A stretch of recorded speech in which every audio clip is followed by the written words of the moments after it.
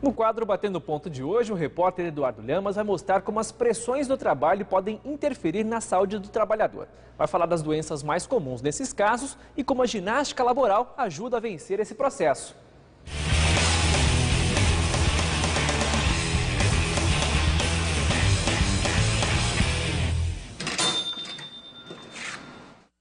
É difícil imaginar por que alguém prefere esconder o rosto para falar de emprego. Mas para essa mulher o trabalho já não tinha mais o mesmo sentido.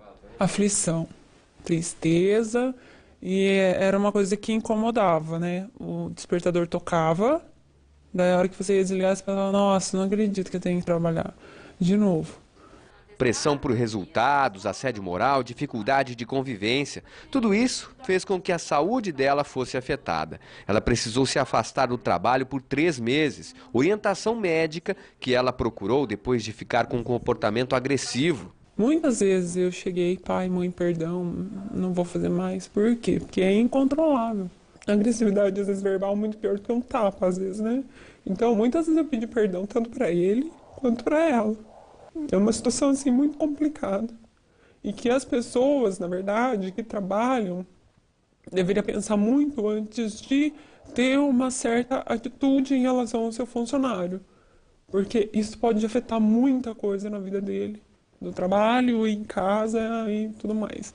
Esse médico especialista em doenças relacionadas ao trabalho explica que as principais causas de afastamento são as lesões por esforço repetitivo e os distúrbios mentais. A ansiedade, a tensão, o distúrbio de personalidade, o transtorno bipolar, são situações que foram agravadas pela pressão psicológica no trabalho. Pessoas que não trabalham com movimento repetitivo, mas trabalham em serviços burocráticos, administrativos, passaram a sofrer de pressão por produção, por metas, por programas, por relatórios infindáveis. Quando a sua pilha diminuiu, vem a diretoria, ele joga mais trabalho. Então essa pessoa fica com uma rotina mental, psicológica abalada. Os principais sintomas de quem começa a sofrer com as pressões do trabalho são mal-estar, ansiedade, aumento de pressão, distúrbios do sono, falta ou excesso de apetite. Algumas empresas já têm percebido que é preciso tratar os funcionários de forma diferente. Para cada R$1 investido na prevenção, você economiza R$4 no tratamento. Para uma empresa hoje, o colaborador afastado, ele custa muito, não só porque se paga para ele, mas porque ele deixa de produzir. E ainda pode impactar no resultado de uma equipe, né? Um clima organizacional pode ser comprometido em virtude da situação emocional e física de um colaborador. Para não ter prejuízos, as empresas investem em algumas ações. Por exemplo, nesse hospital, sacudida e esticada ao som de música animada. É uma aula de ginástica laboral que a gente foi acompanhar e participar.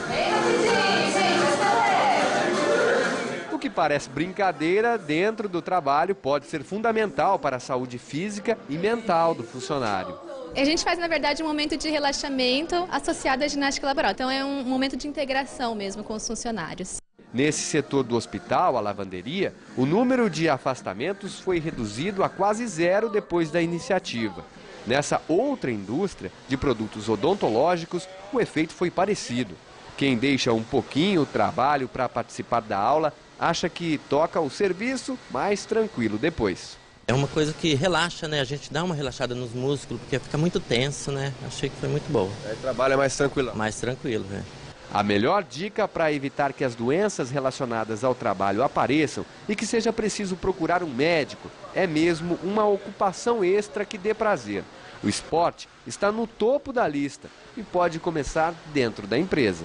Todas as empresas que têm esse intuito de fazer com que o funcionário tenha essa oportunidade, está ensinando a ele de qualquer forma, para ele sair do sedentarismo, está saindo daqui, tendo a oportunidade de fazer uma atividade física, melhorando a sua qualidade de vida e saúde.